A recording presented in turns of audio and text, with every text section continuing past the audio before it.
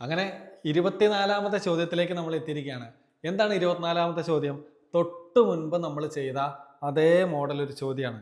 ഒരു സംഖ്യയുടെ 4 മടങ്ങ് ആ സംഖ്യയേക്കാൾ 2 കുറവായ സംഖ്യയുടെ 5 മടങ്ങിനേക്കാൾ 1 കൂടുതലാണ്. ഇങ്ങനെ നീണ്ടു പരന്നു കിടക്കുന്ന ആ വലിയ വാചകത്തെ നമ്മൾ എന്ത് ചെയ്യണം? നമ്മൾ അതിനെ ചെറുതാക്കണം, അല്ലെ? കണക്കിന്റെ ഭാഷയിലേക്ക് മാറ്റണം. എന്താ പറഞ്ഞിരിക്കുന്നത്?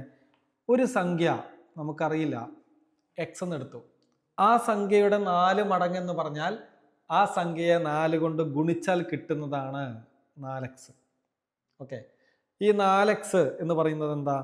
ആ സംഖ്യയേക്കാൾ 2 കുറവായ 2 കുറവായ സംഖ്യയുടെ 5 മടങ്ങിനേക്കാൾ 1 കൂടുതലാണ്. ഇതാണ് നമ്മൾ എഴുതേണ്ട ആ ഗണിത ഭാഷ. ഇനി നമുക്ക് എന്ത് ചെയ്യണം? ഇതിനെ സോൾവ് ചെയ്യണം. എക്സിന്റെ വില കണ്ടുപിടിക്കണം. 4x അത് ഇടതുവശത്ത്. ഈ 4x എന്ന് പറയുന്നത് എക്സിനേക്കാൾ 2 കുറവായ സംഖ്യയുടെ 5 മടങ്ങിനോട് 1 കൂട്ടുന്നതാണ്. നമ്മൾ എന്ത് ചെയ്യണടാ? ഈ 5 കൊണ്ട് ബ്രാക്കറ്റിനകത്തുള്ള 2 പേരെയും ഗുണിക്കുന്നു. 5 ഗുണിക്കണം എക്സ് ചെയ്യുമ്പോൾ നമുക്ക് അത് 5x എന്ന് കിട്ടുന്നു. മൈനസ് 5 ഗുണിക്കണം 2, 5 ഗുണിക്കണം 2 ചെയ്താൽ അത് 10. ആരും കൂടി ഉണ്ട്? പ്ലസ് 1 കൂടി ഉണ്ട്. ഓക്കെ, അങ്ങനെ 4x എന്ന് പറയുന്നത് ഇവിടെ ഒരു 5x ഉണ്ട്. ചില ആളുകളുണ്ടല്ലോ, ഈ മൈനസ് ഇടും, 10 + 1 11 എഴുതി വയ്ക്കും. അങ്ങനെ ചെയ്യരുത്, ദയവായി അങ്ങനെ ചെയ്യരുത് മക്കളെ. ഞാൻ എപ്പോഴും പറയാറുണ്ട്, ഇവിടെ 2 സംഖ്യകൾ, ഈ സംഖ്യ 10 അത് -10 ആണ്, -10 ആണ്. ഈ സംഖ്യ +1 ആണ്, ഈ സംഖ്യ +1 ആണ്.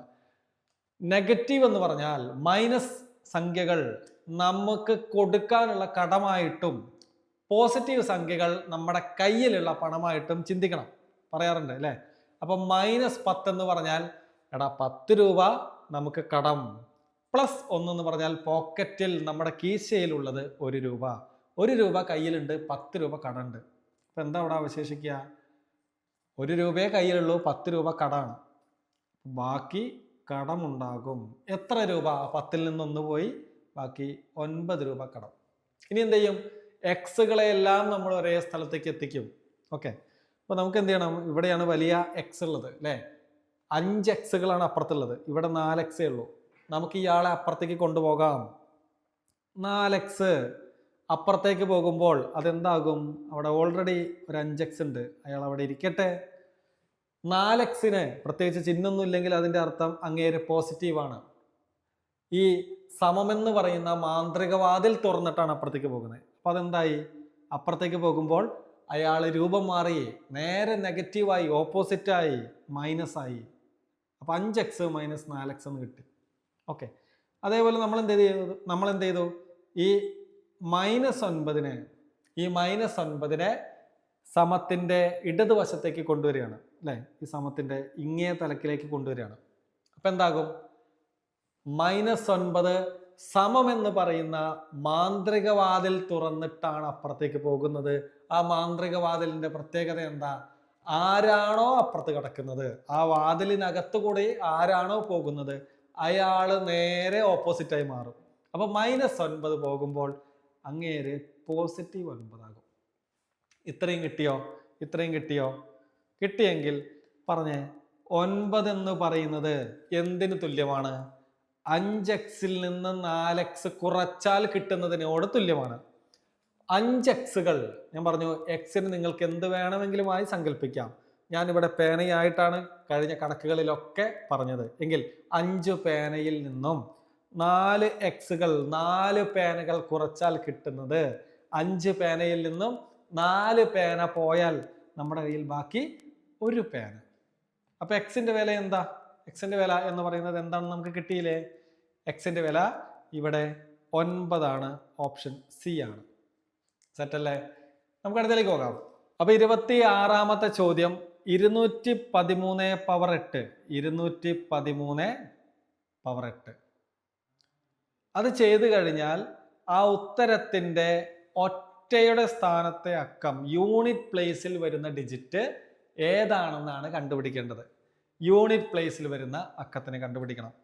മക്കളെ, എത്ര വലിയ സംഖ്യ ബേസിൽ വന്നാലും താഴെ വന്നാലും നമ്മൾ ഇത്തരം ചോദ്യങ്ങളിൽ അവസാനത്തെ അക്കത്തെ മാത്രമേ എടുക്കുള്ളൂ. ഒറ്റയുടെ സ്ഥാനത്ത് അക്ക ചോദിച്ചിരിക്കുന്നത്. അപ്പോൾ ഇവിടെ ഒറ്റയുടെ സ്ഥാനത്ത് കിടക്കുന്ന അക്കം ഏതാണോ അത് മാത്രമേ നമ്മൾ എടുക്കുള്ളൂ.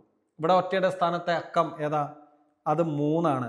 അപ്പോൾ 213 പവർ 8ന്റെ ഉത്തരത്തിൽ ഒറ്റയുടെ സ്ഥാനത്ത് വരുന്ന അക്കം തന്നെയായിരിക്കും ഈ 3 പവർ 8ന്റെ ഉത്തരത്തിൽ ഒറ്റയുടെ സ്ഥാനത്ത് വരുന്നത്. ക്ലിയർ ആണോ? ഓക്കെ. അപ്പോൾ 213 പവർ 8 കാണുന്നതിന് പകരം 3 പവർ 8 കണ്ടാൽ നമുക്ക് എന്ത് കിട്ടും? ഉത്തരത്തിലുള്ള ഒറ്റയുടെ സ്ഥാനത്തെ അക്കത്തെ കിട്ടും. ഓക്കെ. അപ്പോൾ 3 പവർ 8, 3നെ 8 തവണ ഗുണിക്കുന്നതാണ്. എക്സാം ഹാളിൽ നമുക്ക് അതിനുള്ള സമയമില്ല എന്നുള്ള കാര്യം അറിയാം. അപ്പോൾ നമ്മൾ ചെയ്യുന്ന പരിപാടി 3ന്റെ ആദ്യത്തെ 4 പവറുകൾ കണ്ടുവെക്കും. 3 പവർ 1 എന്ന് പറഞ്ഞാൽ അത് 3 ആണ് ഒറ്റയുടെ സ്ഥാനത്ത്, അല്ലേ? 3 പവർ 2 ഒറ്റയുടെ സ്ഥാനത്ത് എന്താ? ഈ 3ന്റെ കൂടെ ഒരു 3 കൂടി ഗുണിച്ച് കിട്ടുന്ന 9 ആയിരിക്കും. 3ന്റെ ക്യൂബ് 3നെ 3 പ്രാവശ്യം ഗുണിക്കണം. അപ്പോൾ ഒറ്റയുടെ സ്ഥാനത്ത് ആര് എന്ന് ചോദിച്ചാൽ ഈ ഒറ്റയുടെ സ്ഥാനത്തുള്ള 9നെ 3 കൊണ്ട് ഗുണിക്കും. 9നെ 3 കൊണ്ട് ഗുണിച്ചാൽ 27. ആ 27ൽ ഒറ്റയുടെ സ്ഥാനത്ത് 7. ഇനി 3 പവർ 4 എന്ന് പറഞ്ഞാൽ ഒറ്റയുടെ സ്ഥാനത്തെ അക്കത്തെ കണ്ടുപിടിക്കാൻ ഈ 7നെ 3 കൊണ്ട് ഗുണിക്കും. 7നെ 3 കൊണ്ട് ഗുണിച്ചാൽ കിട്ടുന്നത് 21 ആണ്. 21ൽ ഒറ്റയുടെ സ്ഥാനത്തെ അക്കം അത് 1. ഓക്കെ. അപ്പം നമ്മൾ എന്താ ചെയ്തത്? ഇവിടെ ബേസ് ആയിട്ട് യൂണിറ്റ് പ്ലേസിലിരിക്കുന്ന അക്കത്തിൻ്റെ ആദ്യത്തെ 4 പവറുകളിൽ ഒറ്റയുടെ സ്ഥാനത്ത് വരുന്ന അക്കങ്ങളെ കണ്ടെത്തി, അല്ലേ? 3 പവർ 1 ആണെങ്കിൽ ഒറ്റയുടെ സ്ഥാനത്ത് 3, 3 പവർ 2 ആണെങ്കിൽ ഒറ്റയുടെ സ്ഥാനത്ത് 9, 3 പവർ 3 ആണെങ്കിൽ ഒറ്റയുടെ സ്ഥാനത്ത് 7, 3 പവർ 4 ആണെങ്കിൽ ഒറ്റയുടെ സ്ഥാനത്ത് 1. ഇത്രയും ക്ലിയർ ആണോ?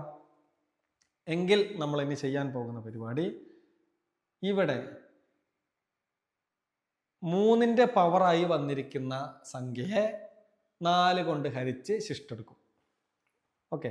3ന്റെ പവറായിട്ട് ഇവിടെ വന്നിരിക്കുന്നത് 8 ആണ്.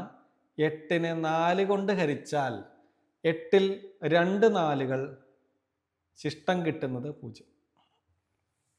നമുക്കിവിടെ ഉത്തരത്തിന് വലിയ പ്രാധാന്യമൊന്നുമില്ല. നമുക്കിവിടെ പ്രാധാന്യമുള്ളത് ശിഷ്ടത്തിനാണ്. ശിഷ്ടം എത്ര? ശിഷ്ടം ഇവിടെ കിട്ടിയത് 0. മക്കളെ, ശിഷ്ടം 1 ആണെങ്കിൽ ഞാൻ ഈ ഇൻറ്റു 3 ഒന്ന് വായിക്കട്ടെ കേട്ടോ. ഓക്കെ. ശിഷ്ടം 1 ആണെങ്കിൽ നമുക്ക് പറയാം ഒറ്റയുടെ സ്ഥാനത്ത് 3 തന്നെ.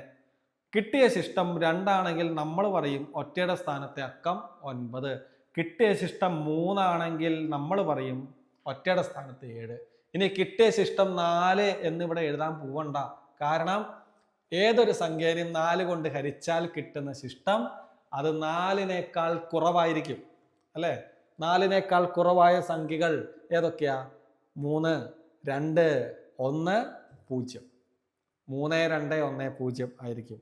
അപ്പോൾ കിട്ടുന്ന ശിഷ്ടം ഇവിടെ 0 ആണെങ്കിൽ നമ്മൾ പറയും ഒറ്റയുടെ സ്ഥാനത്തെ അക്കം അത് 1 ആണെന്ന്. ഒറ്റയുടെ സ്ഥാനത്തെ അക്കം അത് 1 ആണെന്ന് പറയും.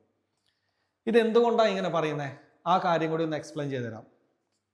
ലോകത്തുള്ള എല്ലാ സംഖ്യകളുടെയും പവറുകൾ എത്ര വലുതാണെങ്കിലും ഓരോ 4ന്റെ കൂട്ടങ്ങളിലും ആ പവറുകളിൽ ഒറ്റയുടെ സ്ഥാനത്തെ അക്കം ആവർത്തിക്കും.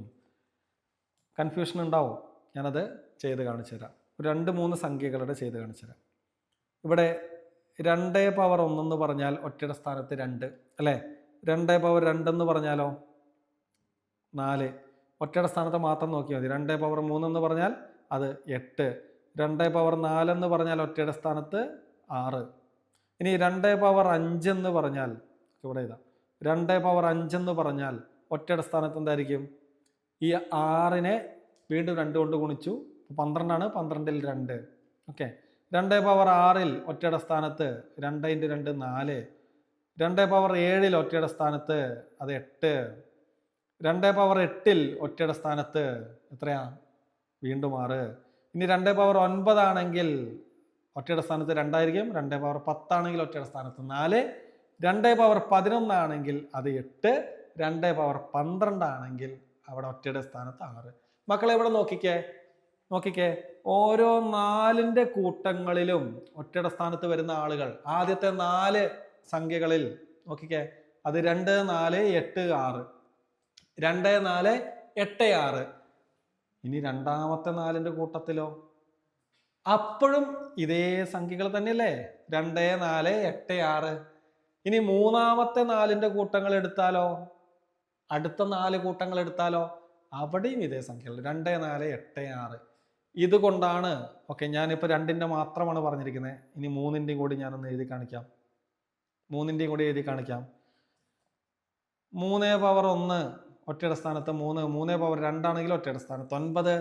3 പവർ 3 ആണെങ്കിൽ ഒറ്റയുടെ സ്ഥാനത്ത് 7. 3 പവർ 4 ആണെങ്കിൽ ഒറ്റയുടെ സ്ഥാനത്ത് 1.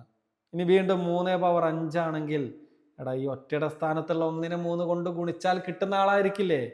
3 പവർ 5 ഒറ്റയുടെ സ്ഥാനത്ത് 3 തന്നെ വരും. 3 പവർ 6 ഈ 3നെ 3 കൊണ്ട് ഗുണിച്ചാൽ കിട്ടുന്ന 9 ആയിരിക്കും ഒറ്റയുടെ സ്ഥാനത്ത്. 3 പവർ 7 ഒറ്റയുടെ സ്ഥാനത്ത് 7. 3 പവർ 8 ഒറ്റയുടെ സ്ഥാനത്ത് 1. ക്ലിയർ ആണോ? ഇനി എല്ലാം ഞാനിങ്ങനെ ചെയ്ത് കാണിച്ചു തരണ്ടല്ലോ. ലോകത്തുള്ള ഏത് സംഖ്യ എടുത്താലും ആ സംഖ്യയുടെ വർഗങ്ങൾ ഓരോ 4 കൂട്ടങ്ങളിലും ആവർത്തിക്കും. ഒറ്റയുടെ സ്ഥാനത്തേക്കാം. ഒറ്റയുടെ സ്ഥാനത്തേക്കാം ആവർത്തിക്കും.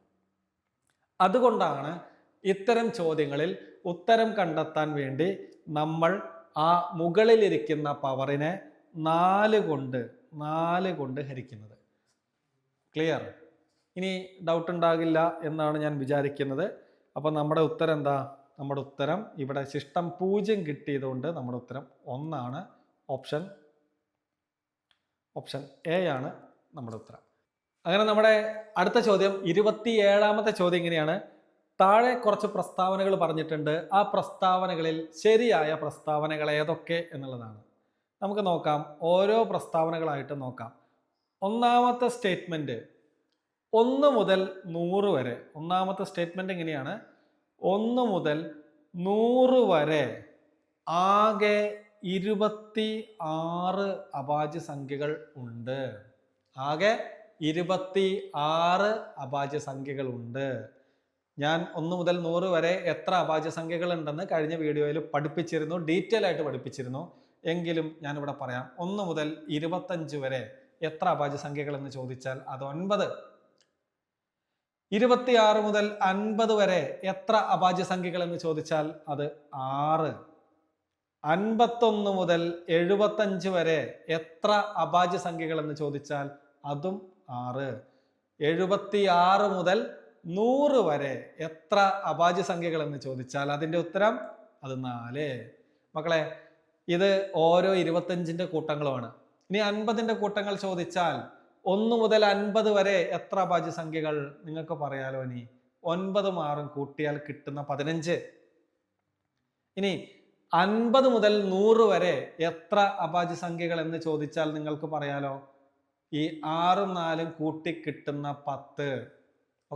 അപ്പൊ 25ന്റെ കൂട്ടങ്ങൾ, ഓരോ 10ന്റെ കൂട്ടങ്ങളിൽ നിന്ന് തുടങ്ങിയതാണ് നമ്മളിത് അല്ലെ. ഈ ക്ലാസ് 1 മുതൽ 10 വരെ എത്ര അഭാജ്യ സംഖ്യകൾ, അതിനൊരു കോഡൊക്കെ വെച്ച് നമ്മൾ പഠിച്ചു. അപ്പൊ ഇനി 25ന്റെ കൂട്ടങ്ങൾ നമ്മൾ പഠിച്ചു. ഒരു മൊബൈൽ നമ്പറിന്റെ സ്റ്റാർട്ടിങ് പോലെ ഓർത്ത് വെക്കാം എന്നൊക്കെ ഞാൻ പറഞ്ഞിരുന്നു. അപ്പോൾ 9664 9664. അങ്ങനെയാണെങ്കിൽ 1 മുതൽ 50 വരെ 15 അഭാജ്യ സംഖ്യകൾ, 51 മുതൽ 100 വരെ 10 അഭാജ്യ സംഖ്യകൾ. അങ്ങനെയാണെങ്കിൽ 1 മുതൽ 100 വരെ എത്ര അഭാജ്യ സംഖ്യകൾ? എത്ര അഭാജ്യ സംഖ്യകളാ? ഈ 15ഉം 10ഉം കൂട്ടിയാൽ കിട്ടുന്ന 25 ആണ് 1 മുതൽ 100 വരെയുള്ള അഭാജ്യ സംഖ്യകളുടെ എണ്ണം. ക്ലിയർ? അപ്പൊ ഇവിടെ പറഞ്ഞിരിക്കുന്ന സ്റ്റേറ്റ്മെന്റ് ശരിയാണോ? 1 മുതൽ 100 വരെ 26 അഭാജ്യ സംഖ്യകൾ ഉണ്ടെന്നാണ് പറയുന്നത്. അത് ശരിയാണോ? ആണോ? അല്ല. നമ്മളിപ്പോൾ പഠിച്ചു 1 മുതൽ 100 വരെ 25 എണ്ണേ ഉള്ളൂ. അപ്പൊ അത് തെറ്റായ പ്രസ്താവനയാണ്. എങ്കിൽ രണ്ടാമത്തെ പ്രസ്താവന നോക്കാം. രണ്ടാമത്തെ സ്റ്റേറ്റ്മെന്റ് പറയുന്നത് 1 മുതൽ 100 വരെ ആകെ 25 അഭാജ്യ സംഖ്യകളുണ്ട്. ശരിയല്ലേ? നമ്മളിപ്പോൾ നോക്കിയുള്ളൂ 1 മുതൽ 100 വരെ 25 അഭാജ്യ സംഖ്യകൾ ഉണ്ടെന്ന് പറഞ്ഞാൽ അതാണ് ശരി, അതുമാത്രമാണ് ശരി. എങ്കിൽ മൂന്നാമത്തെ പ്രസ്താവനയിലേക്ക് കടക്കുന്നു. അഭാജ്യ സംഖ്യകളിൽ ഒരു ഇരട്ട സംഖ്യ പോലും ഇല്ല. അഭാജ്യ സംഖ്യകളിൽ ഒരു ഇരട്ട സംഖ്യ പോലും ഇല്ല. അത് ശരിയാണോ? തെറ്റാണ്. എന്താ കാരണം? അഭാജ്യ സംഖ്യ തുടങ്ങുന്നത് തന്നെ 2 എന്ന് പറയുന്ന ഇരട്ട സംഖ്യയിൽ നിന്നാണ്. അഭാജ്യ സംഖ്യകളിൽ ഒരേ ഒരു ഇരട്ട സംഖ്യയേ ഉള്ളൂ, അത് 2 ആണ്. അഭാജ്യ സംഖ്യകളിൽ ഒരേ ഒരു ഇരട്ട സംഖ്യയേ ഉള്ളൂ, അത് 2 ആണ്. അപ്പൊ അഭാജ്യ സംഖ്യകളിൽ ആരുണ്ട്? ഇരട്ട സംഖ്യയുണ്ട്. അപ്പൊ ഒരാൾ പോലും ഇല്ല എന്ന് പറഞ്ഞാൽ അത് നമ്മൾ സമ്മതിച്ചു കൊടുക്കൂല. അപ്പൊ മൂന്നാമത്തെ പ്രസ്താവന തെറ്റാണ്. നമ്മൾ നാലാമത്തെ പ്രസ്താവനയിലേക്ക് കടക്കുന്നു. നാലാമത്തെ പ്രസ്താവന എങ്ങനെയാണ്? അഭാജ്യ സംഖ്യകളിൽ ഒരു ഇരട്ട സംഖ്യയുണ്ട്. നമ്മളിപ്പോൾ നേരത്തെ പറഞ്ഞു അല്ലേ, അഭാജ്യ സംഖ്യകളിൽ ഒരു ഇരട്ട സംഖ്യയുണ്ട്. അതാരാ? അത് 2 ആണ്. അത് 2 ആണ്. അപ്പൊ അത് ക്ലിയർ അല്ലേ? നമുക്ക് അടുത്ത ചോദ്യത്തിലേക്ക് പോകാം. അടുത്ത ചോദ്യം ഇങ്ങനെ, ഇത് വീണ്ടും അഭാജ്യ സംഖ്യ വന്നിരിക്കുന്നത്. 25 മുൻപ് എത്ര അഭാജ്യ സംഖ്യകൾ? ഞാൻ ഓരോ 25ന്റെ കൂട്ടങ്ങൾക്കുള്ള കോഡ് പറഞ്ഞു. എന്താണ് മൊബൈൽ നമ്പർ ഓർത്താൽ മതി. മൊബൈൽ നമ്പറിന്റെ സ്റ്റാർട്ടിങ് എന്താണത്? 9664. അത് നമ്മുടെ മനസ്സിലുണ്ടെങ്കിൽ 1 മുതൽ 25 വരെ അല്ലെങ്കിൽ 25 മുൻപ് എത്ര അഭാജ്യ സംഖ്യകൾ എന്ന് ചോദിച്ചാൽ നമ്മൾ ഇനി ചെക്ക് ചെയ്യൊന്നും വേണ്ട, നമ്മുടെ ഉത്തരം 9. അടുത്ത ചോദ്യം ഇങ്ങനെയാണ്. 2 ഇരട്ട സംഖ്യകളിൽ ആദ്യത്തേത് രണ്ടാമത്തേതിന്റെ 5 ഇരട്ടിയാണ്. സംഖ്യകളുടെ തുക തന്നിട്ടുണ്ട്, അത് 96. അങ്ങനെയാണെങ്കിൽ ചെറിയ സംഖ്യ ഏത്? ഓക്കെ, നമുക്ക് ചെയ്യാം. 2 സംഖ്യകളുണ്ട്, നമുക്ക് 2 സംഖ്യകളും അറിയില്ല. അപ്പോൾ ആദ്യത്തെ സംഖ്യ എക്സ് എന്നും രണ്ടാമത്തെ സംഖ്യയെ വൈ എന്നും എടുക്കാം. നമുക്കറിയില്ല 2 സംഖ്യ എന്താണെന്ന് അറിയില്ല. ഇനി എന്താ പറഞ്ഞിരിക്കുന്നത്? ഈ സംഖ്യകളിൽ ആദ്യത്തെ സംഖ്യ എന്ന് പറയുന്നത്, അതായത് എക്സ് എന്ന് പറയുന്നത് രണ്ടാമത്തെ സംഖ്യയുടെ വൈ എന്ന് പറയുന്ന രണ്ടാമത്തെ സംഖ്യയുടെ 5 ഇരട്ടിയാണ്. നമ്മൾ എന്ത് ചെയ്യണം? രണ്ടാമത്തെ സംഖ്യനെ 5 കൊണ്ട് ഗുണിക്കണം. ഓക്കെ, അങ്ങനെ 5 കൊണ്ട് ഗുണിച്ചാൽ കിട്ടുന്നതാണ് ആദ്യത്തെ സംഖ്യ എന്ന് പറഞ്ഞിരിക്കുന്നത്. ക്ലിയർ ആണോ? ഇനി എന്ത് പറഞ്ഞിരിക്കുന്നു?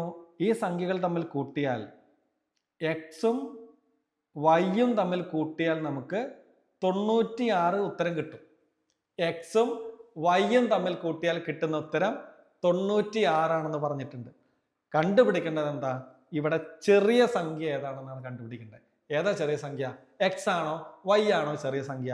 ചെറിയ സംഖ്യ വൈ ആണ്. കാരണം ആ വൈയിനെ 5 കൊണ്ട് ഗുണിച്ചാലാണ് എക്സ് കിട്ടുക. ആ വൈയിനെ 5, ആ വൈയുടെ 5 ഇരട്ടിയാണ്. 5 ഇരട്ടിയാണ് ആര്? എക്സ് എന്ന് പറയുന്ന ആദ്യത്തെ സംഖ്യ. അപ്പൊ എക്സ് വലിയ ആളാണ്, വൈ ആണ് കുഞ്ഞ് പീക്കിരി. അപ്പൊ നമുക്ക് വൈ ആണ് കണ്ടുപിടിക്കേണ്ടത്. അപ്പൊ ഞാനിവിടെ ചെയ്യുന്ന പരിപാടി എന്താണെന്നറിയോ? ഈ എക്സ് പ്ലസ് വൈ സമം 96 എന്ന് പറയുന്ന സമവാക്യത്തിൽ ഈ എക്സിനെ നമ്മൾ മാറ്റുന്നു, പകരം വൈയുടെ രൂപത്തിലേക്ക് ആക്കുന്നു. ഈ എക്സ് എന്ന് പറയുന്ന 5 വൈ ആണെന്ന് നമുക്ക് തന്നിട്ടുണ്ട്. അപ്പൊ ഈ എക്സിന് പകരം ഞാനിവിടെ എന്ത് ചേർക്കും? ഈ 5 വൈ ചേർക്കും. കാരണം ഞാനിവിടെ കണ്ടുപിടിക്കേണ്ടത് വൈയുടെ വിലയാണ്.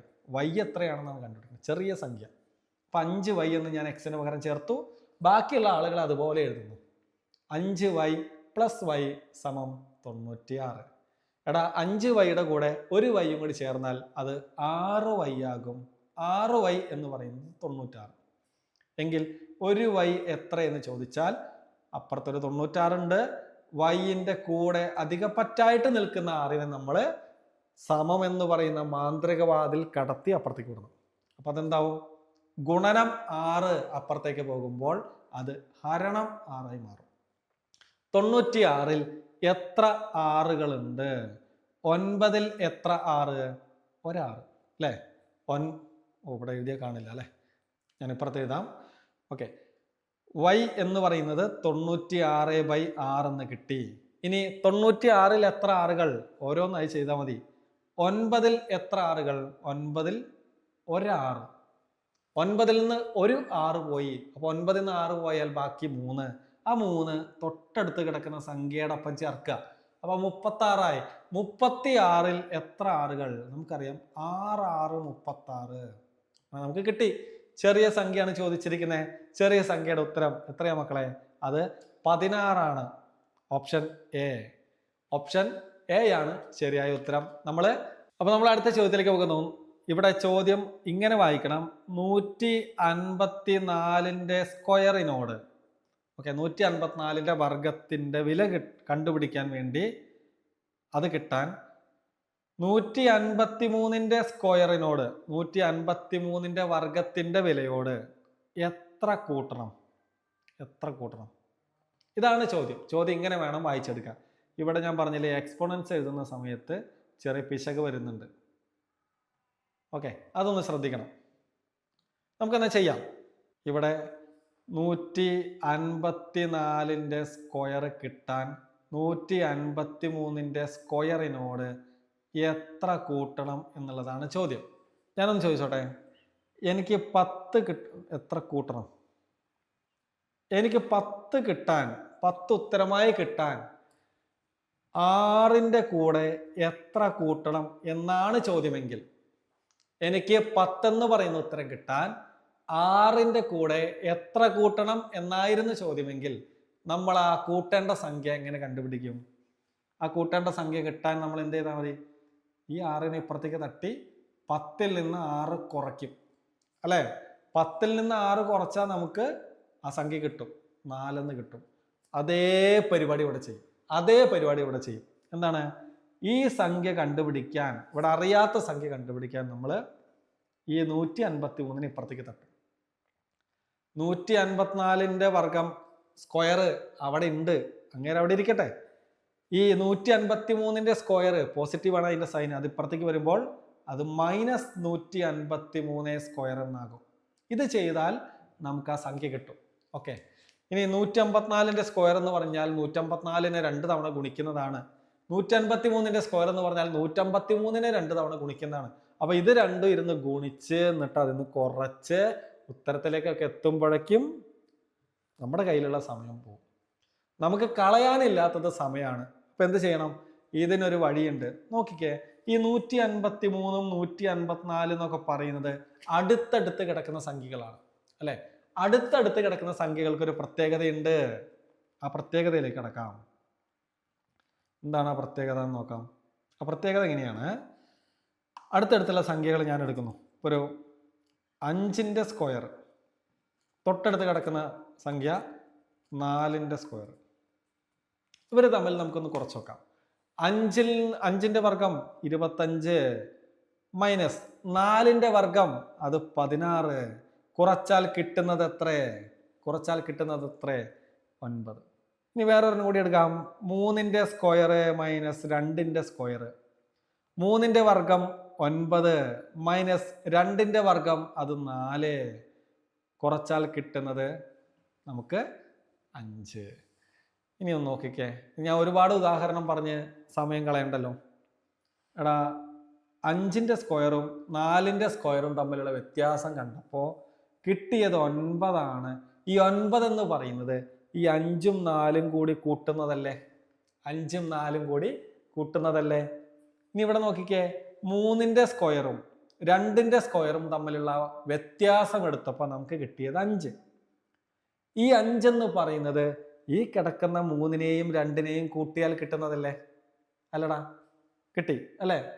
അങ്ങനെയാണെങ്കിൽ നിങ്ങൾക്കൊരു പൊതു തത്വത്തിൽ എത്താലോ. ഒരു കോമൺ ആയിട്ടൊരു കാര്യം ഇതിൽ നിന്ന് പറയാലോ. എന്താണത്? അടുത്തടുത്ത് കിടക്കുന്ന സംഖ്യകളുടെ വർഗങ്ങളുടെ വ്യത്യാസം, അടുത്തടുത്ത് കിടക്കുന്ന സംഖ്യകളുടെ വർഗങ്ങളുടെ വ്യത്യാസം എന്ന് പറയുന്നത് ആ സംഖ്യകളുടെ തുകയായിരിക്കും. ഇത്രയേ ഉള്ളൂ. അടുത്തടുത്ത് കിടക്കുന്ന സംഖ്യകളുടെ വർഗങ്ങളുടെ വ്യത്യാസം എന്ന് പറയുന്നത് ആ സംഖ്യകളുടെ തുകയായിരിക്കും. ആ സംഖ്യകൾ തമ്മിൽ കൂട്ടിയാൽ കിട്ടുന്നതായിരിക്കും. അങ്ങനെയാണെങ്കിൽ ഈ ഉത്തരത്തിലേക്ക് ഇനി നമുക്ക് പെട്ടെന്ന് എത്താലോ. 154 സ്ക്വയർ മൈനസ് 153 സ്ക്വയർ കണ്ടുപിടിക്കാൻ നമ്മൾ ഇനി ഗുണിക്കുന്നില്ല. ഈ രണ്ടാളുകളെ തമ്മിൽ കൂട്ടിയാൽ മതി ഉത്തരത്തിലെത്താൻ. 154 153 തമ്മിൽ കൂട്ടിയാൽ നമ്മുടെ ഉത്തരമായി. ഓക്കെ, 100 100 കൂടി കൂട്ടിയാൽ 200. 50 50 കൂടി കൂട്ടിയാൽ 100. അപ്പൊ 200 100 300ആയി. 4 3 കൂടി കൂട്ടിയാൽ 7. അപ്പൊ നമ്മുടെ ടോട്ടൽ ആൻസർ, ഫൈനൽ ആൻസർ അത് 307 ആണെന്ന് നമുക്ക് ഉറപ്പിച്ച് തറപ്പിച്ച് പറയാം. നമ്മുടെ ഉത്തരം 307. ഓപ്ഷനിലേക്ക് നമുക്ക് പോകാം. ഓപ്ഷൻ 307 എവിടെ? ഓക്കെ, നമുക്ക് കൂട്ടേണ്ട കാര്യം ഉണ്ടായിരുന്നില്ല. ഇവിടെ ആ ഫോമിൽ തന്നെ തന്നിട്ടുണ്ട്. 153 + 154 എന്ന് തന്നിട്ടുണ്ട്. ഇതാണ് നമ്മുടെ ഉത്തരം. ഇനി ഇതെല്ലാം ഓപ്ഷനിൽ എല്ലാം കൂട്ടിയിട്ടുള്ള ഉത്തരമാണെങ്കിൽ ഉത്തരം 307. ക്ലിയർ അല്ല മക്കളെ? ഓക്കെ, ഓപ്ഷനിൽ ഇയാളാണ് ഉത്തരമായിട്ട് കിടക്കുന്നത്. 154 + 153. നമുക്കെന്നാ അടുത്ത ചോദ്യത്തിലേക്ക് പോയാലോ? അടുത്ത ചോദ്യം ഇങ്ങനെ: 5821 എത്ര നൂറുകളുണ്ട്? 5821 എത്ര നൂറുകളുണ്ടെന്നാണ് ചോദ്യം. 5821 എന്ന് എഴുതി അതിൽ 100ന്റെ സ്ഥാനത്ത് കിടക്കുന്ന സംഖ്യ നോക്കാം. 1 10 100 അത് 8 ആണ്. ഇവിടെ നിന്ന് ഇങ്ങോട്ട് പുറകിലേക്ക് മൊത്തത്തിൽ എടുത്താൽ ഉത്തരായി. ഇവിടെ നിന്ന് പുറകിലേക്ക് മൊത്തത്തിൽ എടുത്താൽ അരക്കുക 5ഉം 8ഉം. അതായത് എത്ര നൂറുകൾ എന്ന് ചോദിച്ചാൽ 58 നൂറുകൾ. 58 നൂറുകൾ അതിലുണ്ട്. ഓക്കെ, ഇനി 5821 എന്ന് പറയുന്ന സംഖ്യയിൽ എത്ര പത്തുകൾ എന്ന് ചോദിച്ചാൽ നമ്മൾ എന്ത് ചെയ്യും? 10ന്റെ സ്ഥാനത്തുള്ള ആളെടുക്കും. 1 10. ഇതാണ് 10ന്റെ സ്ഥാനത്ത് കിടക്കുന്ന അക്കം. അവിടെ നിന്ന് പുറകിലേക്കുള്ളവരെ മുഴുവൻ എടുത്താൽ ഉത്തരം എത്ര പത്തുകൾ എന്ന് ചോദിച്ചാൽ അതിന്റെ ഉത്തരം 582 പത്തുകളുണ്ട് എന്നാണ്. 582 പത്തുകളുണ്ട്. ഇനി ഞാൻ വേറൊരു ഉദാഹരണം പറയാം. 86,532 എന്ന് പറയുന്ന സംഖ്യയിൽ 86,532 എന്ന് പറയുന്ന സംഖ്യയിൽ എത്ര നൂറുകൾ എന്ന് ചോദിച്ചാൽ പറഞ്ഞടാ. എന്താണ് നമ്മൾ ചെയ്യുന്ന പരിപാടി? 100ന്റെ സ്ഥാനത്ത് കിടക്കുന്ന അക്കത്തിനെ എടുക്കും. 1 10 100. ഇവിടെ 100ന്റെ സ്ഥാനത്ത് 5. അവിടെ നിന്ന് പുറകിലേക്കുള്ളവരെ മുഴുവൻ എടുത്താൽ ഉത്തരായി. അപ്പൊ എന്താണ്? 865 നൂറുകളുണ്ട്. ഇനി ഈ സംഖ്യയിൽ 86,532 എന്ന് പറയുന്ന സംഖ്യയിൽ എത്ര ആയിരങ്ങൾ എന്നാണ് ചോദ്യമെങ്കിൽ നമ്മൾ അതേ പരിപാടി ചെയ്യും. 1 10 100 1000. 1000ന്റെ സ്ഥാനത്തുള്ള ആളെ നമ്മൾ നോട്ട് ചെയ്തു. അയാൾ ഉൾപ്പെടെ പുറകിലേക്കുള്ളവരെ മുഴുവൻ. ഉത്തരം 86 ആയിരങ്ങൾ ഈ സംഖ്യയിലുണ്ട്. അപ്പൊ നമ്മളോട് ചോദിച്ചിരിക്കുന്നത് എന്താ? 5821 എത്ര നൂറുകൾ എന്ന് ചോദിച്ചാൽ അതിന്റെ ഉത്തരം 58 നൂറുകളാണ്. ഓപ്ഷൻ ഡി ആണ് നമ്മുടെ ശരിയായ ഉത്തരം. ക്ലിയർ? ഇവിടെ തെറ്റിക്കാനുള്ള സാധ്യത എന്താണെന്ന് ചോദിച്ചാൽ 1 10 100. 100ന്റെ സ്ഥാനത്ത് കിടക്കുന്ന ആളെ 8 ഇവിടെ ഓപ്ഷനിൽ ഉണ്ട്. അപ്പൊ അതാണ് ഉത്തരം എന്ന് പറഞ്ഞ് കറപ്പിക്കാൻ പോവും. അതല്ല ഉത്തരം. ശരിയായ ഉത്തരം 58 ആണ്. ഓപ്ഷൻ ഡി ആണ്. അങ്ങനെ 58 നൂറുകൾ ചേരുന്നത് കൊണ്ടല്ലേ അത് 5800 മാറുന്നത് അല്ലേ? ഈ കൺസെപ്റ്റ് ആലോചിച്ചാൽ മതി. അടുത്ത ചോദ്യം എങ്ങനെയാണ്? 23 കൂട്ടണം 34 കൂട്ടണം 45 ഇതെല്ലാം കൂട്ടി അതിനെ 0 കൊണ്ട് ഗുണിച്ചാൽ കിട്ടുന്ന ഉത്തരം എത്ര? ഇനി ചില ആളുകൾ ഇതൊക്കെ ഇരുന്ന് ഇങ്ങനെ കൂട്ടും. 23 34 45 23 34 45 ഒക്കെ ഇരുന്ന് കൂട്ടും. അതിൻ്റെ ആവശ്യം ഇവിടെയുണ്ടോ? അതിൻ്റെ ആവശ്യം ഇവിടെ ഇല്ല. കാരണം എന്താ മക്കളെ? ഇവിടെ ഇതൊക്കെ കൂട്ടിയാലും ആ കൂട്ടിക്കിട്ടുന്ന ഉത്തരത്തിനെ നമ്മൾ 0 കൊണ്ട് ഗുണിക്കുന്നുണ്ട്. ഈ കൂട്ടിക്കിട്ടുന്ന ഉത്തരത്തിനെ 0 കൊണ്ട് ഗുണിച്ചാൽ മൊത്തത്തിൽ അത് 0 മാറും. കിട്ടുന്ന ഉത്തരം 0 മാറും. അപ്പൊ ഇനി മെനക്കെടാൻ നിൽക്കണോ? വേണ്ട. നമ്മുടെ ഉത്തരം ഓപ്ഷൻ എ ആണ് എന്ന് നമുക്ക് ഉറപ്പിക്കാം. അങ്ങനെ അടുത്ത ചോദ്യത്തിലേക്ക് എത്തിയിരിക്കുന്നു. ചോദ്യം എങ്ങനെയാണ്? 100 × 83 × 39നെ 9 കൊണ്ട് ഹരിച്ചാൽ കിട്ടുന്ന ശിഷ്ടം എത്രയെന്നാണ് ചോദ്യം. നല്ല ചോദ്യം. നമുക്ക് ചെയ്യാം. 2 തരത്തിൽ ചെയ്യാം കേട്ടോ. 100 ഗുണിക്കണം 83 ഗുണിക്കണം 39നെ മൊത്തത്തിൽ ഗുണിച്ചിട്ട് എന്നിട്ട് അതിനെ 9 കൊണ്ട് ഹരിച്ചിട്ട് ശിഷ്ടം എടുക്കാൻ നിൽക്കണ്ട. ഇതിലെ ഓരോ സംഖ്യേനെയും 9 കൊണ്ട് ഹരിച്ച ശിഷ്ടം നോക്കാം. 100ൽ എത്ര 9കൾ എന്ന് ചോദിച്ചാൽ 100ൽ 11 9കൾ 99 അല്ലേ? അപ്പോൾ 100ൽ നിന്ന് 99 പോയാൽ ബാക്കി ഇവിടെ കിട്ടുന്ന ശിഷ്ടം 1. ഇനി 83ൽ എത്ര 9കൾ എന്ന് ചോദിച്ചാൽ അവിടെ 9 9 81. അപ്പൊ 83ൽ നിന്ന് 81 പോയാൽ ബാക്കി ഇവിടെ ശിഷ്ടം 2. 39ൽ എത്ര 9കൾ എന്ന് ചോദിച്ചാൽ 9 4 36കൾ. 39ൽ നിന്ന് 36 പോയാൽ കിട്ടുന്ന ശിഷ്ടം 3. ഇവരെല്ലാം കൂടി ഗുണിച്ചാൽ കിട്ടുന്നതാണ് ഇവരുടെ ശിഷ്ടം. ആ ഗുണിച്ച് കിട്ടുന്നത് 9നേക്കാൾ ചെറുതായതുകൊണ്ട് അതാണ് ശിഷ്ടം. ഇനി 9നേക്കാൾ വലുതായിരുന്നെങ്കിൽ നമ്മൾ എന്ത് ചെയ്യും? അവരെ വീണ്ടും 9 കൊണ്ട് ഹരിക്കും, ശിഷ്ടാക്കും. ഓക്കെ, ഇതാണ് ഒരു വഴി. അതല്ലെങ്കിൽ നിങ്ങൾക്കൊരു വഴിയും കൂടി ഈ ഉത്തരം കണ്ടുപിടിക്കാനുണ്ട്. 100 ഗുണിക്കണം 83 ഗുണിക്കണം 39. ഇവിടെ നമ്മൾ ചെയ്യുന്ന പരിപാടി ഒന്നാമത്തെ സംഖ്യയിലെ ഡിജിറ്റുകൾ തമ്മിൽ കൂട്ടും, അക്കങ്ങൾ തമ്മിൽ പരസ്പരം കൂട്ടും. 1 + 0 + 0 ആ കിട്ടുന്നത് 1. അതാണ് ശിഷ്ടം അല്ലേ? നമുക്ക് ഇവിടെ 1 കിട്ടിയത്. ഇനി അടുത്തത് 8 + 3 8 3 കൂടി കൂട്ടിയാൽ കിട്ടുന്നത് 11. നമ്മൾ വീണ്ടും കൂട്ടും 1 + 1 അങ്ങനെ ഒറ്റ ഡിജിറ്റിലേക്ക് നമ്മൾ എത്തിച്ചാൽ അതാണ് ശിഷ്ടം. അത് 2. ഇവിടെ അടുത്ത സംഖ്യ 39ൽ 3ഉം 9ഉം തമ്മിൽ കൂട്ടി അത് 12. 12ലെ 1ഉം 2ഉം കൂടി കൂട്ടിയാൽ കിട്ടുന്നതാണ് ഇവിടത്തെ ശിഷ്ടം. അത് 3. ഇതേ ആളുകൾ തന്നെയല്ലേ എവിടെയും കിട്ടിയത്. അപ്പൊ 1 ഗുണനം 2 ഗുണനം 3 ചെയ്താൽ കിട്ടുന്നത് 6. നമ്മുടെ ഉത്തരം ഓപ്ഷൻ എ ആണ് നമ്മുടെ ഉത്തരം. അടുത്ത ചോദ്യം ഇങ്ങനെയാണ് മക്കളെ. 37 സ്ക്വയർ 37ന്റെ വർഗം അതിൽ നിന്ന് 3ന്റെ വർഗം കുറച്ചു ഓൾ ഡിവൈഡഡ് ബൈ 34. ഇതിന്റെ ഉത്തരമാണ് കണ്ടുപിടിക്കേണ്ടത്. 37 square minus 3 square 37 square minus 3 square all divided by 34 34. നമുക്കിത് ചെയ്യാം. 37 square minus 3 square all divided by 34. ഇവിടെ നമ്മൾ ചെയ്യുന്ന പരിപാടി ഈ സാധനങ്ങൾ കാണുമ്പോൾ തന്നെ ഇനി നമ്മുടെ മനസ്സിലേക്ക് എത്തണം. ഇത് ഏതോ ഒരു ബീജഗണിത സമവാക്യം വെച്ച് നമുക്ക് ചെയ്യാൻ പറ്റുന്നതാണ്. അപ്പോൾ ഈ താഴെ കിടക്കുന്ന 34നെ മുകളിൽ കിടക്കുന്ന അക്കങ്ങളുമായി എന്തെങ്കിലും ബന്ധമുണ്ടോ എന്ന് നോക്കണം. മുകളിൽ കിടക്കുന്ന ആള് 37ഉം 3ഉമാണ്. ഈ 2 അക്കങ്ങൾ ഉപയോഗിച്ച് നമുക്ക് 34 എന്ന് പറയുന്ന ഉത്തരത്തിലേക്ക് എത്താൻ പറ്റുമോ എന്ന് നോക്കുക. ഉത്തരത്തിലേക്ക് എത്താൻ പറ്റുമോ? പറ്റും അല്ലേ? ഈ 37ൽ നിന്ന് 3 മൈനസ് ചെയ്താൽ നമുക്ക് 34 കിട്ടും. അപ്പൊ നമുക്ക് 37 സ്ക്വയർ മൈനസ് 3 സ്ക്വയർ ബൈ താഴെ കിടക്കുന്ന 34നെ നമുക്ക് എങ്ങനെ എഴുതാം? ഈ 34ന് പകരം 37 മൈനസ് 3 എന്ന് എഴുതാം അല്ലേ?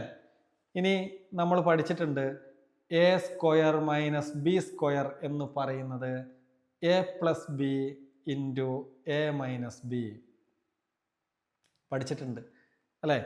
ഇവിടെ നോക്കൂ, ഈ രൂപത്തിലല്ലേ കിടക്കുന്നത്. 37 square 3 square A square minus B square ഈ രൂപത്തിലല്ലേ കിടക്കുന്നത്. അപ്പൊ നമുക്ക് 37 സ്ക്വയർ മൈനസ് 3 സ്ക്വയറിന് എങ്ങനെ എഴുതാം? 37 പ്ലസ് 3 ഇൻറ്റു 37 മൈനസ് 3 എന്ന് എഴുതാലോ. അങ്ങനെയാണെങ്കിൽ ഈ മുകളിലുള്ള 37 സ്ക്വയർ മൈനസ് 3 സ്ക്വയറിന് പകരം ഇതാണ് എഴുതുന്നത്. 37 plus 3 into 37 minus 3 all divided by ഇവിടെ താഴെ ആരുണ്ട്? 37 മൈനസ് 3 ഉണ്ട്. ഒരേപോലെയുള്ള ആളുകൾ ഗുണനത്തിൽ മുകളിലും താഴെയും വന്നാൽ നിഷ്കരുണം വെട്ടിക്കളയാം. 37 മൈനസ് 3 ദേ കിടക്കുന്നു മുകളിൽ, ദേ കിടക്കുന്നു താഴെ, അറഞ്ചം പുറഞ്ചം നമ്മൾ വെട്ടി. അങ്ങനെ 37 മൈനസ് 3 അവിടെ നിന്ന് ക്യാൻസൽ ആയി പോയി. ബാക്കി ഇവിടെ ആരേ ഉള്ളൂ? 37 പ്ലസ് 3 മാത്രമേ ഉള്ളൂ. കൂട്ടിയാൽ കിട്ടുന്ന ഉത്തരം നിങ്ങൾക്ക് അറിയാലോ, അത് 40 ആണെന്ന്. അല്ലേ? അങ്ങനെ നമ്മൾ ഉത്തരം കണ്ടുപിടിച്ചു. അതിൻ്റെ ഉത്തരം 40 എന്ന് പറയുന്നത് ഓപ്ഷൻ ഡി ആണ്. ഓക്കെ, അപ്പോൾ ഇനി ചോദ്യങ്ങളൊക്കെ കാണുമ്പോൾ നമുക്ക് അവിടെ ഏത് ഇക്വേഷൻ ആണ് അപ്ലൈ ചെയ്യേണ്ടത് എന്നുള്ള ആ ഒരു ഐഡിയ കിട്ടണമെങ്കിൽ നമ്മൾ എന്ത് ചെയ്യണമെന്നറിയോ? Practice practice practice. ഒറ്റ ഉത്തരേ ഉള്ളൂ, practice makes a man perfect. ഒരു മനുഷ്യനെ പൂർണ്ണതയിൽ എത്തിക്കാൻ കഴിവുള്ളത് പരിശീലനത്തിന് മാത്രമാണ്. നിങ്ങൾ എത്രത്തോളം ഒരു കാര്യത്തിൽ പ്രാക്ടീസ് ചെയ്യുന്നോ അത്രത്തോളം നിങ്ങൾ അതിൽ എക്സ്പേർട്ട് ആവും, മാസ്റ്റർ ആവും. ഓക്കെ, അപ്പോൾ നമുക്ക് അടുത്ത ചോദ്യത്തിലേക്ക് പോകാം. നമ്മളങ്ങനെ അടുത്ത ചോദ്യത്തിലേക്ക് പോകുന്നു. 42ാമത്തെ ചോദ്യം ഇങ്ങനെയാണ്. ഈ ചോദ്യത്തിലൊരു പെശകുണ്ട്. 615ന്റെ ഒറ്റയുടെ സ്ഥാനത്തെ അക്കമല്ല. ചോദ്യം ശരിക്കും 6 പവർ 15ന്റെ ഒറ്റയുടെ സ്ഥാനത്തെ അക്കം. 6 പവർ 15ന്റെ ഒറ്റയുടെ സ്ഥാനത്തെ അക്കം എത്ര എന്നുള്ളതാണ് ചോദ്യം. എടാ, ഇത് ചെയ്യാനുള്ള എളുപ്പ വഴി, ഈ 6 പവർ 15 എന്ന് പറഞ്ഞാൽ എന്താ? 6 എന്ന് പറയുന്ന സംഖ്യനെ 15 തവണ ഗുണിക്കുന്നതാണ്, അല്ലേ? 6 പവർ 15. 6 പവർ 15 എന്ന് പറഞ്ഞാൽ 6നെ 15 പ്രാവശ്യം ഗുണിക്കുന്നതാണ്. അത് നമുക്കറിയാം. ഇത് ചെയ്യുന്ന ശരിക്കുള്ള വഴി അങ്ങനെയാണ്. പക്ഷെ ഇവിടെ ചോദിച്ചിരിക്കുന്നത് 6 പവർ 15ന്റെ ഒറ്റയുടെ സ്ഥാനത്തെ അക്കമായതുകൊണ്ട് ഇവിടെ ഒറ്റയുടെ സ്ഥാനത്തെ അക്കം, യൂണിറ്റ് ഡിജിറ്റിന്റെ സ്ഥാനത്തുള്ള അക്കം, യൂണിറ്റ് ഡിജിറ്റ് എന്ന് പറയുന്നത് 6 ആയതുകൊണ്ട് ഇതിൻ്റെ ഉത്തരത്തിൽ ഒറ്റയുടെ സ്ഥാനത്തെ അക്കവും 6 ആയിരിക്കും. അതെന്തുകൊണ്ട് നമുക്ക് നോക്കാം. 6 പവർ 1 എന്താ? അത് 6 തന്നെ. 6 പവർ 2 ഒറ്റയുടെ സ്ഥാനത്തെ അക്കം ഏത്? ഈ 6നെ 6 കൊണ്ട് ഗുണിക്കും നമ്മൾ, അല്ലെ? 6നെ 6 കൊണ്ട് ഗുണിച്ചാൽ 36. 36ൽ ഒറ്റയുടെ സ്ഥാനത്തെ അക്കം അപ്പോഴും 6. ഇനി 6 പവർ 3 വീണ്ടും 6നെ ഗുണിച്ചാൽ 6 തന്നെ. 6 പവർ 4 അപ്പോഴും 6 തന്നെ. ഞാൻ പറഞ്ഞു, ലോകത്തുള്ള ഏത് സംഖ്യയുടെയും പവർ എത്ര വലുതാണെങ്കിലും എന്താ അതിൻ്റെ പ്രത്യേകത? ഓരോ 4ന്റെ വർഗങ്ങളിലും ഓരോ 4ന്റെ കൂട്ടങ്ങളിലും ആ ഒറ്റയുടെ സ്ഥാനത്തെ അക്കം ആവർത്തിക്കും. അപ്പൊ നമ്മൾ 4 വരെ നോക്കിയാൽ മതി. നോക്കിക്കേ, എല്ലാം 6, അല്ലേ? 6ന്റെ പവറായിട്ട് ഇനി എത്ര വലിയ സംഖ്യ വന്നാലും ഒറ്റയുടെ സ്ഥാനത്തെ അക്കത്തിന് മാറ്റമില്ല, അത് 6 തന്നെയാണ്. ഇനി 6ന് മാത്രമല്ല ഈ പ്രത്യേകത, 0 വന്നാലും ഇതേ പ്രത്യേകതയാണ്. 0ത്തിന്റെ പവറായിട്ട് എത്ര വലിയ സംഖ്യയാണെങ്കിലും ഒറ്റയുടെ സ്ഥാനത്തെ അക്കം 0 തന്നെ. ഓക്കെ, 0ത്തിൽ അവസാനിക്കുന്ന ഇപ്പൊ 320 പവർ 482 എന്ന് പറയുന്ന സംഖ്യയുടെ ഒറ്റയുടെ സ്ഥാനത്തെ അക്കം ഏതെന്ന് ചോദിച്ചാലും നമ്മുടെ ഉത്തരം എന്താ? 0. ഇനി 0 കഴിഞ്ഞാൽ 6 ഒറ്റയുടെ സ്ഥാനത്തെ അക്കം സെയിം ആണെന്ന് പഠിച്ചു. 0ത്തിൽ ഒറ്റയുടെ സ്ഥാനത്തെ അക്കം സെയിം ആണെന്ന് പഠിച്ചു. 1ൽ അവസാനിക്കുന്ന സംഖ്യകളുടെ പവറായിട്ട് എത്ര വലിയ സംഖ്യ വന്നാലും 841, 521 പവർ 841ന്റെ ഒറ്റയുടെ സ്ഥാനത്തെ അക്കം ഏതെന്ന് ചോദിച്ചാൽ നമുക്ക് നിസ്സംശയം പറയാം, അത് 1. ഓക്കെ, ഇനി ഒരു സംഖ്യ കൂടിയുണ്ട്, അത് 5 ആണ്. 5ൽ അവസാനിക്കുന്ന സംഖ്യകൾ 25 പവർ 25ന്റെ ഒറ്റയുടെ സ്ഥാനത്തെ അക്കം ഏതെന്ന് ചോദിച്ചാൽ അപ്പോഴും നമുക്ക് പറയാം മാറൂല. ഇവിടെ 5 ആണെങ്കിൽ അപ്പുറത്തും 5 തന്നെ. അപ്പൊ നമുക്ക് ഇത് പഠിക്കാൻ വേണ്ടിയിട്ട് നമ്മൾ പഠിച്ചിട്ടുണ്ട്. അത് 1056 1056 എന്ന് പറയുന്ന ദിശയുടെ ടോൾ ഫ്രീ നമ്പറായിട്ട് കണക്ട് ചെയ്യാം. ദിശയുടെ ടോൾ ഫ്രീ നമ്പറായിട്ട് കണക്ട് ചെയ്യാം. 1056 1ൽ അവസാനിക്കുന്ന സംഖ്യകളുടെ പവറായിട്ട് എത്ര വലിയ സംഖ്യ വന്നാലും ഉത്തരത്തിൽ ഒറ്റയുടെ സ്ഥാനത്തെ അക്കം 1. 0ത്തിൽ അവസാനിക്കുന്ന സംഖ്യകളുടെ പവറായിട്ട് എത്ര വലിയവൻ വന്നാലും ഉത്തരത്തിൽ ഒറ്റയുടെ സ്ഥാനത്തെ അക്കം 0. അത് 5 ആണെങ്കിലും 6 ആണെങ്കിലും മാറ്റമില്ല, ഒറ്റയുടെ സ്ഥാനത്തെ അക്കം സെയിം ആണ്. ഈ കാര്യം ക്ലിയർ ആണെങ്കിൽ നമുക്ക് അടുത്ത ചോദ്യത്തിലേക്ക് പോകാം. 43ാമത്തെ ചോദ്യം ഇങ്ങനെയാണ്. 1/n plus 2/n plus 3/n plus 4/n plus etcetera plus n/n ചെയ്താൽ കിട്ടുന്ന ഉത്തരം എന്താണെന്നാണ് ചോദിച്ചിരിക്കുന്നത്. മക്കളെ, ഇത് വളരെ എളുപ്പത്തിൽ നമുക്ക് ചെയ്യാവുന്നതേ ഉള്ളൂ. എങ്ങനെ ചെയ്യാം? ഇവിടെ 1/n plus 2/n plus 3/n plus 4/n plus etcetera plus n/n കുറേ ഭിന്നസംഖ്യകളുണ്ട്. ആ സംഖ്യകളിൽ പൊതുവായി വരുന്ന ഒരാളുണ്ട് അല്ലേ? ആരാ? ഇത് 1/n. ഇതിനെ നമുക്ക് എങ്ങനെ എഴുതാം? 2 ഗുണിക്കണം 1/n എന്ന് എഴുതാം. പ്ലസ് ഇതിനെ നമുക്ക് എങ്ങനെ എഴുതാം? 3 ഗുണിക്കണം 1/n എന്ന് എഴുതാം. പ്ലസ് ഇതിനെ നമുക്ക് എങ്ങനെ എഴുതാം? 4 ഗുണിക്കണം 1/n എന്ന് എഴുതാം. അങ്ങനെ n/n നെ നമുക്ക് എങ്ങനെ എഴുതാം? n ഗുണിക്കണം 1/n എന്ന് എഴുതാം. ആണേ, ഇങ്ങനെ എഴുതിക്കൂടെ? എങ്കിൽ ഈ എല്ലാ പദങ്ങളിലും പൊതുവായി വരുന്ന ആളാരാണ്? എല്ലാ പദങ്ങളിലും പൊതുവായിട്ട് ആരുണ്ട്? 1/n ഉണ്ട്. സംശയമില്ലല്ലോ. അപ്പൊ നമുക്ക് എന്ത് ചെയ്യാം? എല്ലാ പദങ്ങളിലും പൊതുവായി കിടക്കുന്ന 1/n പുറത്തേക്ക് കോമൺ ആയി പുറത്തേക്ക് എടുക്കാം, പൊതുവായി പുറത്തേക്ക് എടുക്കാം. അങ്ങനെ ഞാൻ പുറത്തേക്ക് എടുക്കുമ്പോൾ ബ്രാക്കറ്റിനകത്ത് എന്ത് വരും മക്കളെ? ഒന്നാമത്തെ പദത്തിൽ നിന്ന് 1/n മൊത്തത്തിൽ പോയി അവിടെ ബാക്കി 1 മാത്രം. ഒന്നുമില്ല എന്ന് പറയരുത്, അവിടെ 1 ഉണ്ട്. ഇനി രണ്ടാമത്തെ പദത്തിൽ നിന്ന് 1/n പോയി കഴിഞ്ഞാൽ അവിടെ ആര് മാത്രം? അവിടെ 2 മാത്രം അല്ലെ? ഇനി മൂന്നാമത്തെ പദത്തിൽ നിന്ന് 1/n പോയി കഴിഞ്ഞാൽ അവിടെ ആര് മാത്രം? അവിടെ ആര് മാത്രമേ ഉള്ളൂ? അവിടെ 3 മാത്രമേ ഉള്ളൂ. അങ്ങനെ അടുത്തതിൽ 4 വരും, അടുത്തതിൽ 5 വരും, 6 വരും. അങ്ങനെ അവസാനത്തെ പദത്തിൽ 1/n ഞാൻ പുറത്തേക്ക് എടുത്തു കഴിഞ്ഞാൽ അവിടെ അവശേഷിക്കുന്നത് ആര്? n മാത്രം. ഇത്രയും ക്ലിയർ ആണോ? ഓക്കെ. ഇനി 1/n ഞാൻ എഴുതുന്നു. ഈ ബ്രാക്കറ്റിനകത്ത് 1 plus 2 plus 3 plus 4 plus etcetera plus n എന്ന് പറയുന്നത് എന്താ? ഇത് എണ്ണൽ സംഖ്യകളല്ലേ? ആദ്യത്തെ n എണ്ണൽ സംഖ്യകളുടെ തുക നമ്മൾ പഠിച്ചിട്ടുണ്ട്. എന്താണത്? ആദ്യത്തെ n എണ്ണൽ സംഖ്യകളുടെ തുക എന്ന് പറയുന്നത് n into n plus 1 all divided by 2. പഠിച്ചിട്ടില്ലേ? ഉണ്ട് അല്ലേ? മറക്കരുത് കേട്ടോ. ഇനി നമുക്ക് എന്ത് ചെയ്യാം? ദേ ഇവിടെ താഴെ ഒരു n കിടക്കുന്നു, മുകളിൽ ഒരു n കിടക്കുന്നു. നമുക്ക് അവരെ ക്യാൻസൽ ചെയ്യാം അല്ലേ? വെട്ടിക്കളയാം. അപ്പോൾ ബാക്കി ഇവിടെ അവശേഷിക്കുന്നത് ആര് മാത്രമേ ഉള്ളൂ? അത് n പ്ലസ് 1ഉം താഴെ ഒരു 2ഉം. n പ്ലസ് 1/2 ആണ് നമ്മുടെ ഉത്തരം. അത് ഓപ്ഷൻ n പ്ലസ് 1/2 അതാണ് നമ്മുടെ ഉത്തരം. n പ്ലസ് 1/2 ഓപ്ഷൻ ഡി ആയിരുന്നു നമ്മുടെ ഉത്തരം. അങ്ങനെ നമ്മൾ അടുത്ത ചോദ്യത്തിലേക്ക് എത്തിയിരിക്കുന്നു.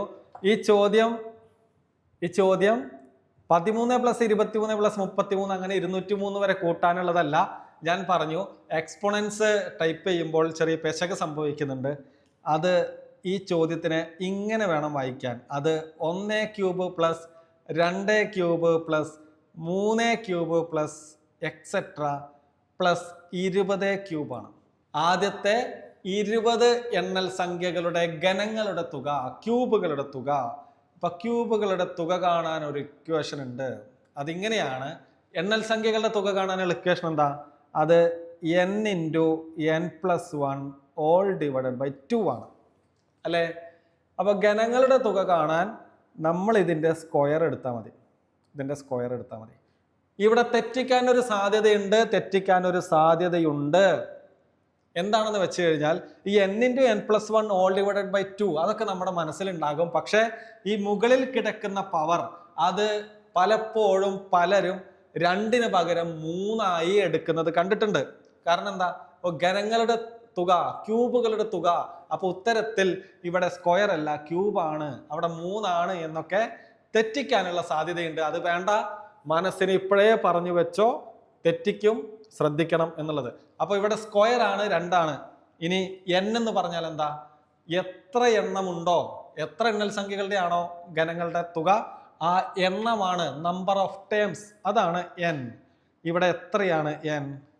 ആദ്യത്തെ 20 എണ്ണൽ സംഖ്യകളുടെ ഗണങ്ങളാണ് ചോദിച്ചിരിക്കുന്നത്. അപ്പൊ n എന്ന് പറയുന്നത്, നമ്പർ ഓഫ് ടേംസ് എന്ന് പറയുന്നത് അത് 20 ആണ്.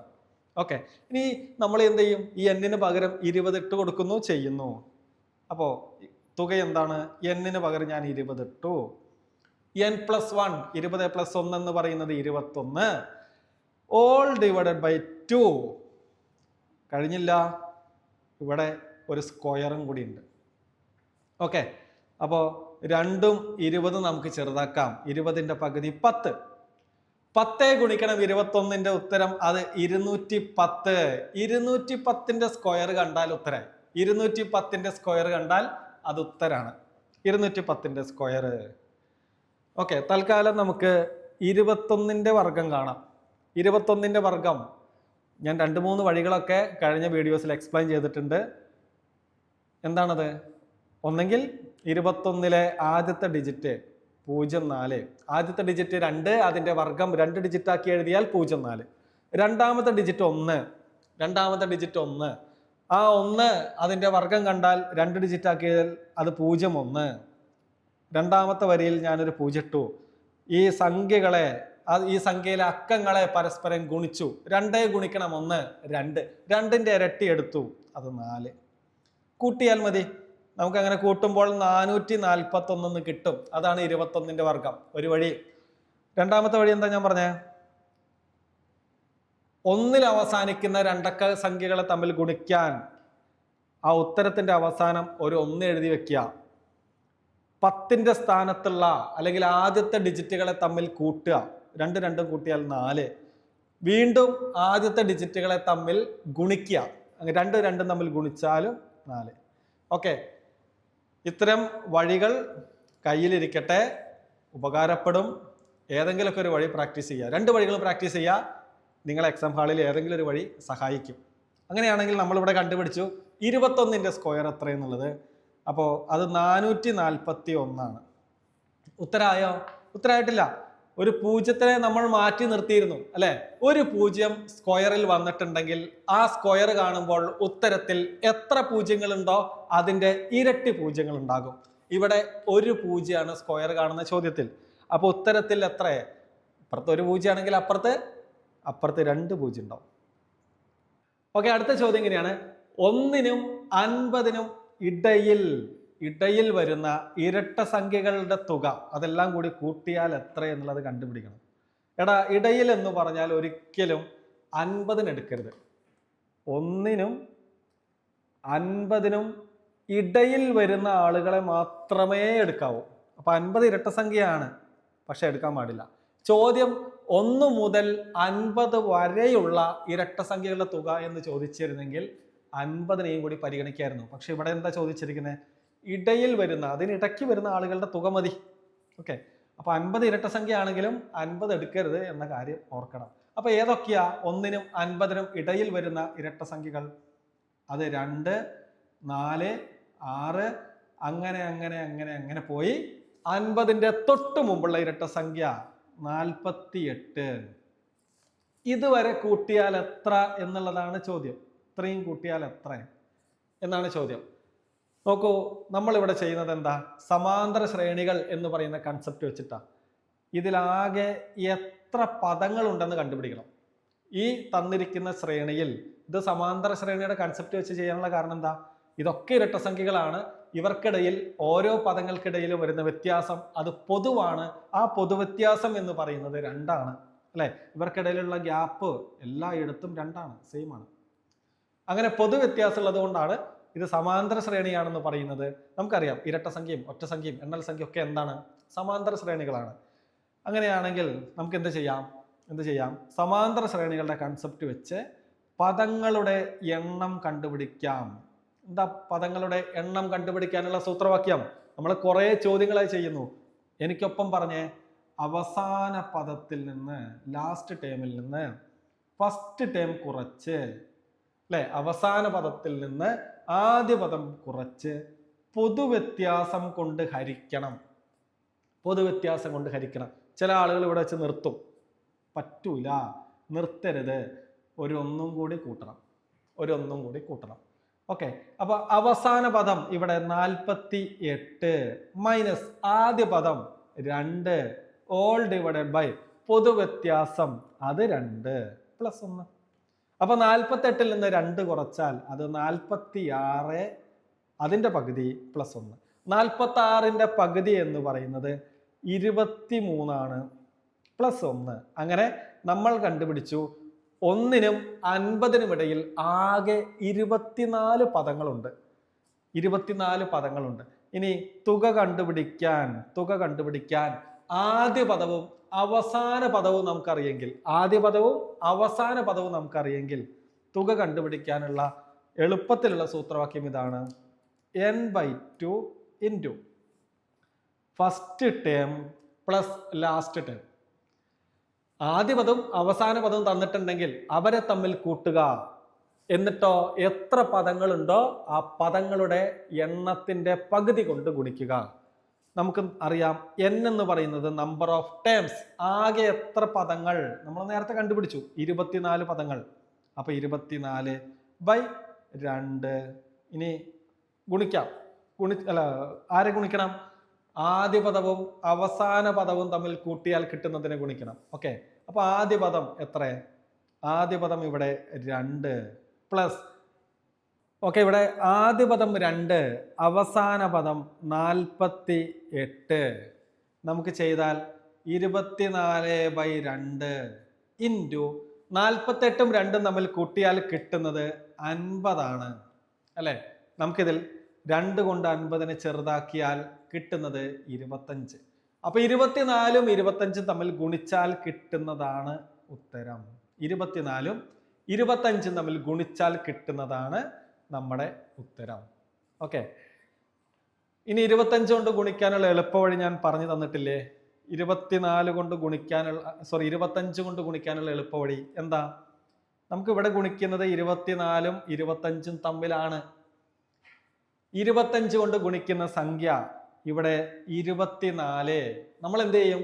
ആ 24 ആദ്യം അങ്ങോട്ട് എഴുതും, എന്നിട്ട് 2 0 ചേർക്കും. ഇപ്പൊ എന്തായി? അത് 24 എന്നത് 2400 ആയി. ഇനി ഇതിന്റെ പകുതി എടുക്കുക, വീണ്ടും പകുതി എടുക്കുക. 2400ന്റെ പകുതി, 2000ന്റെ പകുതി നമുക്കറിയാം 1000, 400ന്റെ പകുതി നമുക്കറിയാം 200. ഓക്കെ, ഒരു വട്ടേ പകുതി എടുത്തുള്ളൂ, ഒരു വട്ടം കൂടി പകുതി എടുക്കണം. ഇനി 1200ന്റെ പകുതി, 1200ന്റെ പകുതി, 1000ന്റെ പകുതി നമുക്കറിയാം 500, 200ന്റെ പകുതി 100, 500ഉം 100ഉം കൂടി കൂട്ടിയാൽ അത് 600. നമ്മുടെ ഉത്തരായി. അപ്പോ 1നും 50നും ഇടയിൽ വരുന്ന ഇരട്ട സംഖ്യകളുടെ തുക ചോദിച്ചാൽ അത് ഈ തരത്തിലാണ് ചെയ്യേണ്ടത്. നമ്മുടെ ശരിയായ ഉത്തരം അത് 600. ഓപ്ഷൻ ബി ആണ്.